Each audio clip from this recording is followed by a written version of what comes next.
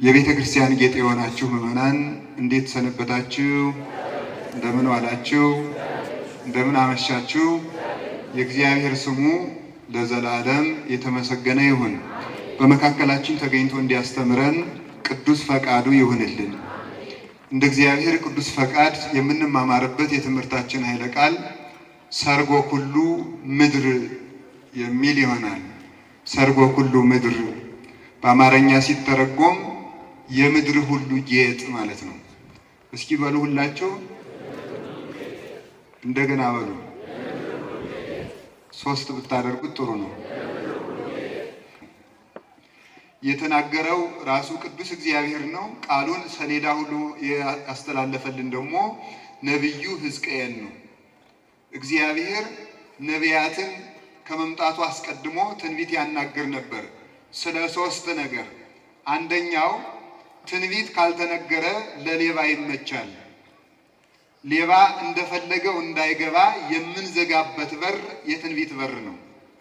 በትንቢት በር የመጣ ሰው እርሱ የበጎች መሪ፣ የበጎች እረኛ ነው። ትንቢትን አልፎ የመጣ ሰው ግን የበግ ሌባ ነው ማለት ነው። ምንጊዜም ክርስቶስን የምናመልከው እንደ ነቢያት ትንቢት ነው። እንደ ነቢያት ትንቢት የነቢያት መሰረት ነውና እንደ ነቢያት ትንቢት እናመልከዋለን።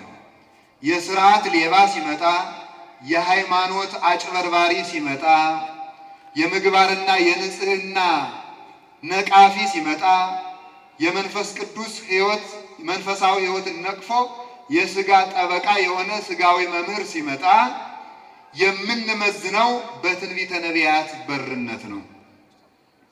የነገረ ክርስቶስ ነቃፊ ሲመጣ፣ ክርስቶስን የሚያሳብል የራሱን ክርስቶስ የሚሰብክ ሲመጣ በትንቢተ ነቢያት መሰረትነት እንመዝነዋለን።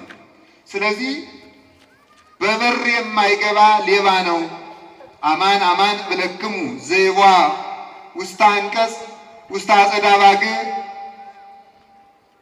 ወንተ ካልቅ ገጽ ሰራቂው ጉይላ ውእቱ። በበጎች በር የማይገባ ሰው እርሱ ሌባ ነው። በመስኮት የሚመጣ ካለ እርሱ ሌባ ነው ብሎ ነግሮናል ጌታችን ኢየሱስ ክርስቶስ ራሱ። የበጎች በር የተባለው ትንቢተ ነቢያት ነው።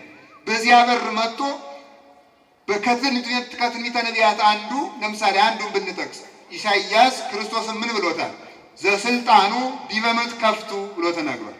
አለቅነት በጫንቃው ላይ ነው ይላል ኢሳይያስ 9:6 ላይ። አለቅነት በጫንቃው ላይ ነው ምን ማለት ነው?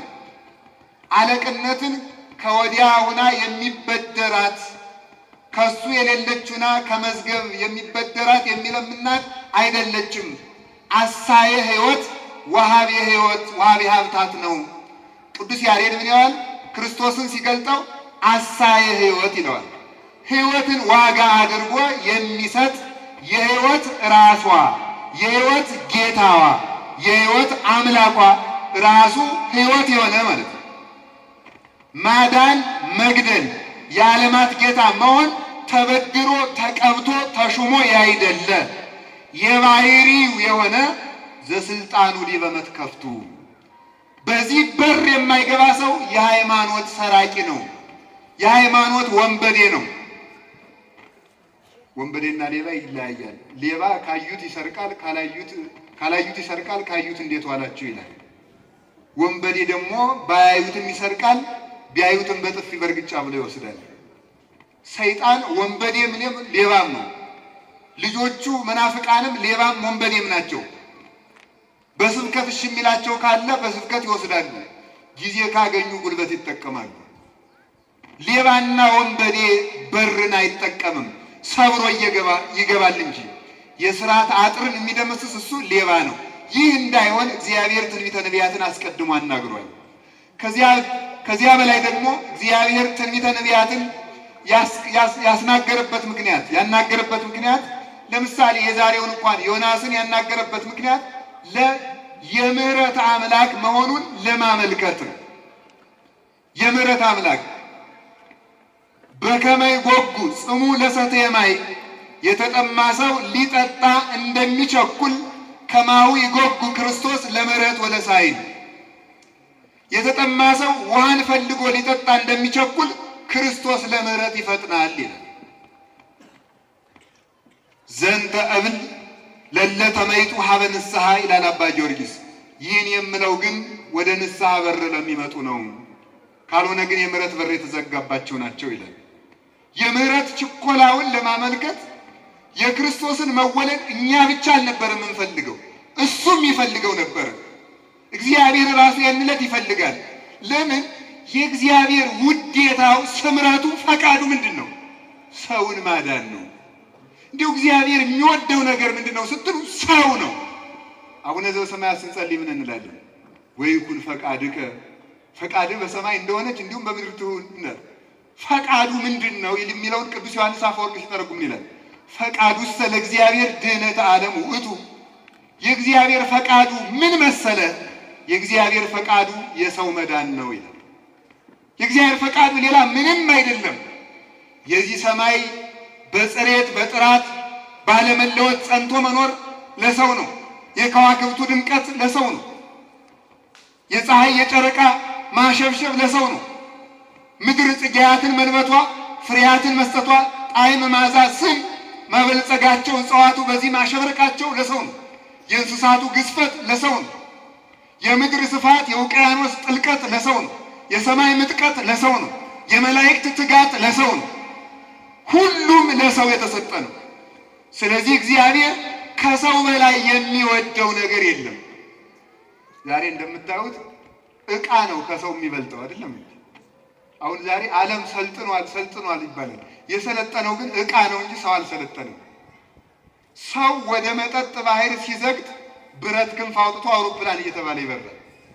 ብረት ሰልጥኗል፣ ሰው ግን አልሰለጠንም። መሰልጠን ማለት ቃሉ እኮ ግዕዝ ነው። ምንድን ነው መሰልጠን? ስሉጥነት ምን ማለት ነው? ስሉጥ መሆን ማለት ካህሊነት ማለት ነው። ባለ ኃይል መሆን ማለት ነው። ቻይነት ማለት ነው። ራሱን ለመግዛት አቅም ያቃተው ትውልድ እንዴት ሰለጠንኩ ሊል ይችላል? አቅም የሌለው ኃጢአቱን መግታት ያቃተው ጦርነት አያስፈልገው፣ ካራ አይስልለት፣ ጦር አይነጥቅለት፣ ጋሻ አይነጥቅለት፣ ጦር አይነቀንቅለት፣ ዝናር አይታጠቅለት።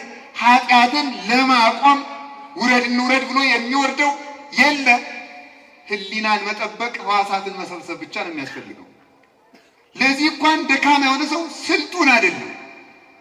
ታዲያ እግዚአብሔር ይሄንን ሰውን የማዳን ፍጥረት ስለነበረበት ፈጥኖ መጣ። ሌላው ቀርቶ ታውቃላችሁ፣ ጌታችን መድኃኒታችን ኢየሱስ ክርስቶስ ክሱ የተመሰረተው ሌሊት ላይ ነው፣ ሐሙስ ማታ። የማን ክስ? ሐሙስ ማታ ተመስርቶ ዓርብ ለሞት ያበቃል። የእሱ ብቻ ነው። ለምን? ሰውን ሊያድን ቸኩሏልና ሊከራከራቸው አልፈለገም። ዝም አለ። ቢከራከራቸውማ ጸጥ እንደሚያደርጋቸው ይታወቃል እኮ። አያደርጋቸው? ያደርጋቸው።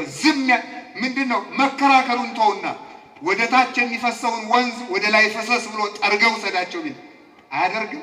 የቆሙበትን ምድር ተሰንጥቃ ተሰንጥቀሽ ዋጭ ቢላት ትውጣቸዋለን። ሰማይን ተደፋባቸው ቢል ይደመስሳቸዋል። እርሱ እንደው ከሰማያት የመጠቀ ከምድር የጠለቀ ከአድማስና ከናጌብ ወዲያ የሰፋ ነው። ታዲያ ለምንድን ነው ይህን ሁሉ ዝም ያለው? የሰው ምሕረት እንዲፈጥን የእሱ ፍርድ እንዲፋጠን አደረገ። ፍጹም የምሕረት አምላክ ስለሆነ ማለት ነው። የምሕረት አምላክ ዓለም በሙሉ እየገባ በምሕረቱ ሲታጠር የማይደፈርስ የቸርነት ባህር ክርስቶስ ነው። ሰው ሁሉ ከሱ ይታጠባል። የዓለሙ ርሳት ግን እርሱን አያደፈርሰውም። ሕጽበተ መድኃኒት ኢየሱስ ክርስቶስ ነው። ለዚህ ቸኩል ስለነበረ ትንቢት ያናግራል። እንደ ቸኮለች እናት ማለት ነው። ልጇን ልታበላ የቸኮለች እናት አይዞ እየመጣው ነው፣ አብስዬ እንጀራውን ይዤልህ እየመጣው ነው ትላለች። እግዚአብሔርን አይዟችሁ እየመጣው ነው ለማለት ትንቢተ ነቢያትን ያናግራል። ከአዳም ጀምሮ 6 ወር ሲቀረው እንኳን ዮሐንስን ላከ እንጂ ያላጽናኝ እግዚአብሔር ፍጥረቱን ትቶ አያውቅም። እየመጣው ነው። ለ6 ወሯ እንኳን እግዚአብሔር አጽናኝ ልኳል። ለዚህ ነው በወንጌል መራይከነ ወበነቢያት ናዘዝከነ። በወንጌል መራህን እውሩን ዓለም እግረ ልቡናችን ወደ ፍቅር፣ ወደ ወንጌል፣ ወደ መንግሥተ ሰማያት፣ ወደ ንጽሕና፣ ወደ ቅድስና፣ ወደ ክህነት፣ ወደ ቁርባን፣ ወደ ምጥቀት፣ ወደ መራቀቅ፣ ከድንቁርና ወደ መራቀቅ፣ ወደ ጥበብ፣ ከባርነት ወደ ልጅነት፣ ካለማወቅ ወደ ወንጌል ከጣዖት ወደ አምላክ መለስከን፣ እግራችን አቀናልን። በዚያ እስከምትመራን ድረስ ደግሞ በነቢያት ስታጽናናን ቆየህ ይላል። ስለዚህ ትንቢተ ነቢያት መጽናኛ ነበር። ቅዱስ ዮሐንስ አፈወርቅ ይህን ሲተረጉም ምን ይላል? የታሰረ ሰው አይዞ ነገ ትፈታለህ ሲሉት ደስ ይለዋል። ያመመው ሰው ሳምንት ትድናለህ ሲሉት ደስ ይለዋል። የተራበ ሰው ነገ ታገኛለህ ሲሉት ደስ ይለዋል። ክርስቶስ በዚህ ጊዜ ይወለዳል እያሉ ነቢያት ትንቢት መናገራቸው ኃጢአት ላሰረው ሕዝብ የመፈታችን ዘመን መጣ ብሎ ደስ እንዲለው ነው። ሰው ቢያጣም የሚያገኝበት ቀጠሮ ቅርብ ከሆነ ደስ ይለዋል። ነቢያት ትንቢት መናገራቸው ስለዚህ ነበረ። ዛሬ ግን ነቢያት ሲወዱት በነበረው ዘመን ደርሰንበት እንቀልድበታለን። ቅዱስ ዮሐንስ ዘእስክንድርያ ሃይማኖተ አበው ላይ እንዲህ ብሎ ይናገራል። ዝንቱ ዘመን ድልው ውእቱ ለዘይፈቅድ ንስሐ፣ ይህ ዘመን ንስሐ ለሚፈልግ ሰው የተዘጋጀ ነው ይላል። ቆሽሸናል ብንለው የንጽህናና የቅድስና ባህር ራሱ አለ። ደክመናል ብንለው እናሱን እንመረኮዛለን። እርቦናል ብንለው ስጋውን ያበላናል። ጠምቶናል ብንለው ደሙን ያጠጣናል። ርስት አጥተናል ብንለው ገነት ያገባናል። ብቸኞች ነን ብንለው በመላእክቱ ያጅበናል። በዚህ ዘመን ግን እንቀልድበታለን። አብድ ይነውር በጊዜ ማይረር፣ ሰነፍ ሰው በመከር ተኝቶ ይለምናል። ሰዎች ሲዘሩ ሲያጭዱ ተኝቶ ከሰዎቹ አውድማ ሂዶ አውድማ አቅማዳ ጠቅሎ ባካችሁ ስጡኝ ይላል። የማይሆን ነገር ነው።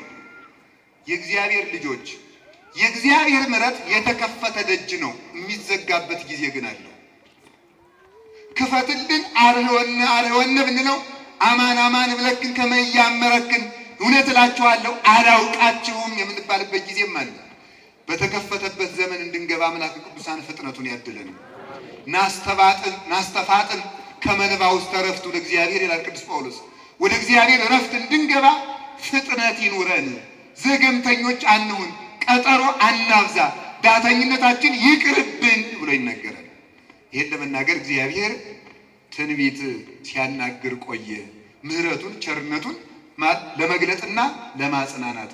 በጣም የሚያስደንቀው ደግሞ እግዚአብሔር ነቢያቱን ከነቢያት አንዱ ሕዝቅኤል ነው። እነዚህን ነቢያት በየት ነበር ያናገራቸው? ባቢሎን ውስጥ ነው። ይህ ዘመን ይሄ ትውልድ እንዳያመካኝ ነው። እንዳያመካኝ የትም ሆኖ መጽደቅ ይቻላል። ክርስቲያን ከጣፈጠ የትም ቢሆን ያጣፍጠዋል። አባ ጊዮርጊስ ኢትዮጵያዊ ምን አለ? ድንግል ማርያም ልጅሽ ከወደደኝ ፍጥረት ሁሉ ወዳጄ ነው፣ ልጅሽ ከጠላኝ ግን ሁሉም ይጠላኛል። የእግዚአብሔር ወዳጅ ለሆነ ሰው እባቡም ዘመዱ ነው፣ ዘንዶውም ዘመዱ ነው፣ አይጥ ጉርጡም ዘመዱ ነው፣ አንበሳውም ጉድጓድ ቆፍሮ ይቀብረዋል። ዛፎች ራሳቸው ተሰርጠው ማይበልን ያሻግሩለታል፣ ዘመድ ይሆኑታል። አላያችሁም አቡነ ተክለ ሃይማኖትን ንጉሡ አንጠልጥሎ ዛፍ ላይ ቢሰቅላቸው አንተ የእግዚአብሔር ሰው አንተን መሸከም አልችልም ውረድልኝ ብላ ዛፊቱ ዘንበል ብላ ውርዳቸዋለች። አላያችሁ እንኳን እልልታ አታብዙ። እሺ ሰዓት ያልቅብና እንግዲህ እልልታ ከበዛችሁ ሰዓታችን ማለቁ ነው። በዚህ እንስማማ። ስለዚህ ተመልከቱ፣ እግዚአብሔርን ለሚወድ ሰው ወዳጁ ብዙ ነው። እግዚአብሔር ለሚወድ ሰው ባቢሎንም ሆኖ ለእግዚአብሔር ምድር በምላ ዓለምኒ ወኩሎሙ እለ ይነብሩ ውስቴታ፣ ምድር በሞላዋ የእግዚአብሔር ናት። ጉድጓድ ውስጥ ሆኖ መጽደቅ ይቻላል። ባቢሎን ውስጥ ሆኖ እግዚአብሔርን ማየት ይቻላል። በድብልቅልቅ ዓለም እየበዛ ስለምኖር አጠገቤ ጭፈራ ቤት ስላለ፣ ዘፈን ስለበዛ፣ በኢንተርኔት ብዙ ነገር ስለሚለቀቅ፣ ድራማው ስለበዛ፣ ፊልሙ ስለበዛ፣ ፍልስፍናው ስለበዛ፣ ሳይንስ ስለሚያውከኝ ማለት አይቻልም። ባቢሎን ሆኖም እግዚአብሔርን ማየት ይቻላል። የክርስትና ወጉ እሱ ነው። ድንጋይ ጨለማ ሲመጣ ድንጋይ ይደበቃል፣ ኮከብ ይደምቃል። ንጹሕ ክርስቲያን በመከራ ዘመን ይደምቃል። ለክርስቲያን ክፉ ዘመን መድመቂያው ነው፣ ለጅል ሰው ግን መደበቂያው መጥፊያው ነው። ክፉ ዘመንን የምናልፍበት ማይ ብዙ እይክላ አጥፎታ ለፍቅር ዋፍላ ግን እያንቀለቅልዋ፣ የፈሳሽ ብዛት፣ የወንዝ ብዛት፣ የጎርፍ ብዛት የፍቅርን እሳትነት አያጠፋትም። ፍቅር ምንድን ነው? እሳት ነው። እግዚአብሔርን መውደድ እሳት ነው። መንፈስ ቅዱስ ለምን በእሳት ተመስሎ ወረደ የሚለውን ቅዱስ ቄርሎስ ሲተረጉም እስመ ያነድዶሙ በፍቅሩ ለላ ያፈቅርዎ ይላል። የሚወዱትን በፍቅሩ እሳት ያቀልጣቸዋልና ስለዚህ ምክንያት መንፈስ ቅዱስ በእሳት ተመሰለ ይላል። የእግዚአብሔርን የመውደድ ፍቅር በዓለም ጎርፍ አይጠፋም። እግዚአብሔርን የሚወዱበት የፍቅር ምሰሶ የኃጢአትና የፍልስፍና ጎርፍ አይነቅለውም። የጸና ልብ ምንጊዜም እንዳንበሳ የተማመነ ነው።